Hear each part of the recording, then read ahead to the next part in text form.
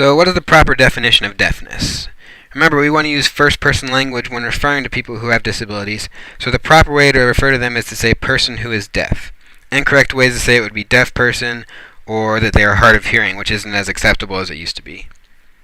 The textbook definition is an inability to comprehend verbal language due to an inability to hear. IDEA says it's a hearing impairment that is so severe that the child is impaired in processing linguistic information through hearing with or without amplification. And an amplification would be like their hearing aid. Alright, so there are lots of facts and statistics, as you can read some on your screen. The big one for me is 15% of children between the ages of 6 and 19 have a measurable hearing loss in at least 1 year. So that means we will definitely be dealing with it throughout our careers. Speech reading is the more current word for lip reading. Another one on your screen, a mild hearing loss can cause a child to miss as much as 50% of classroom discussion, so we have to make sure we make accommodations for them to learn.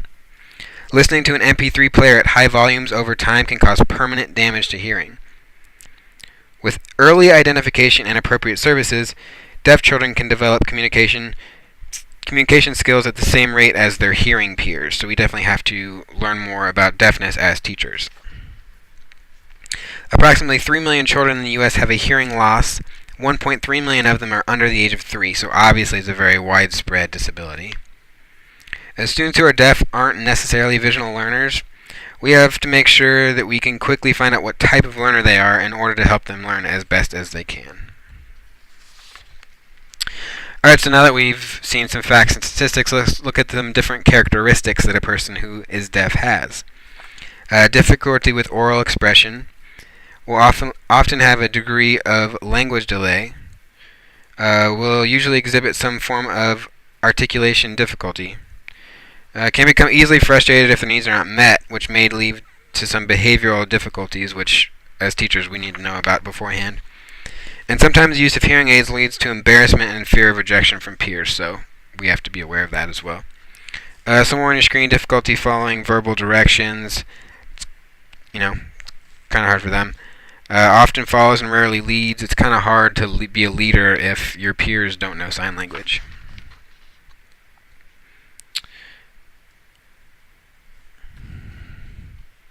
Alright, so here's your first assignment.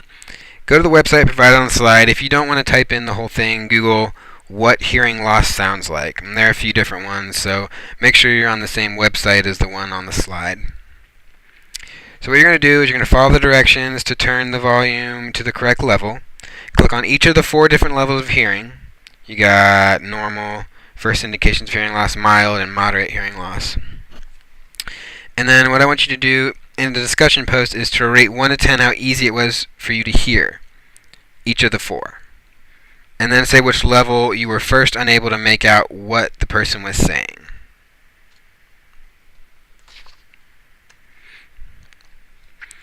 Alright, so some special considerations. Since we're going to be eventually working with people or children who are deaf, if we're teachers, we need to know how to treat each of the different levels of deafness, because it's not like you're deaf or you're not deaf. There are different levels. So the first one is mild. A student with a mild loss would hear speech, but at a reduced level. So hearing aids aren't as helpful. Background noise could also be amplified, so you got to be aware of that. Moderate or partial hearing loss. A student with a considerable degree of useful hearing, so they can still hear. When aided, it may be apparent that a student has a hearing loss. Profound. A student who has very little residual hearing or speech would usually use a sign language to facilitate communication. Severe is a little bit better than profound, but not by much. It just has a little bit more residual hearing. So you can see all the people who are deaf aren't at the same level. Some have much more difficulty than others, so you have to deal with them a little bit differently. What can you do to help a person who is deaf when you are working with them? Remember that devices do not return the child's hearing to normal. A noisy environment will cause grief to the child with a hearing device, and noise around the child should be kept to a minimum. Check the device often to ensure it's working. Shut classroom doors and windows to help eliminate noise. You want to establish predictable routines for them. you want to, as a teacher, want to keep a close proximity to the student because that'll help them out a little bit. Provide small group work when possible. It's easier for them to work on with like one-on-one or one-on-two or whatever it is. Make assignment accommodations to enable a clear picture of demonstrated academic growth.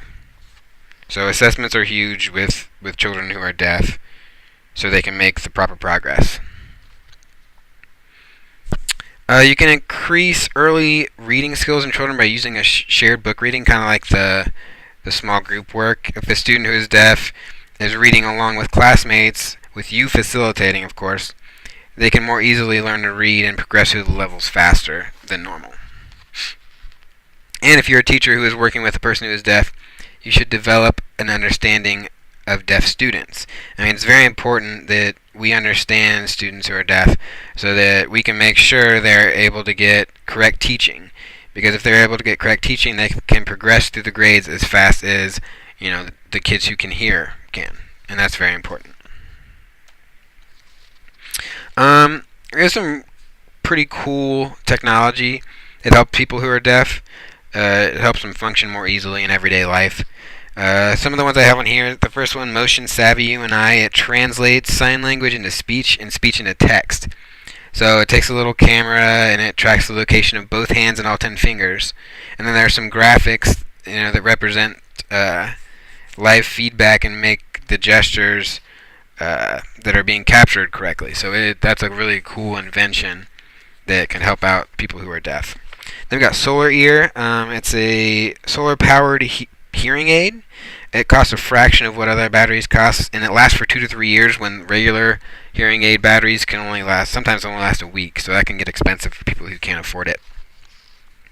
I See What You Say captures spoken language on a smartphone, converts it into text, and sends text via Bluetooth to a remote user's device, so that's basically like Motion Savvy as well. Haley's Cherished Charms. So I'm going to read a little excerpt. At the age of 10, a girl named Haley noticed that many of her classmates at a school for the deaf and hard of hearing hid their hearing aids behind their hair. Haley said, "I wanted to make sure that my hearing aids shine and were fancy and I could be proud of my hearing aids." So she kind of started to design the jewelry, and she describes it as hearing aid bling, as only a 10-year-old would. Haley Cherished Charms are available in different colors, including some cochlear implants, so it's not just for hearing aids. Alright, and your final assignment. Go to the following website. It's a little quiz. It's 10 questions. It's multiple choice. When you're finished, I want you to record your final score in the discussion post. So if you got 10 out of 10, say you got 10 out of 10 or 8 out of 10 or whatever you got. If you want to just Google Deaf Quiz and then find that website, it'd probably be easier than typing all that out. So yeah, you could definitely go ahead and do that instead of just trying to type it out, and that'll help you out. So all in all, I hope you guys learned as much from my video as I did from doing research for it, because I really did learn a lot about deaf students making this video. So I was happy that I got this assignment. I hope you can all use this information in our future careers.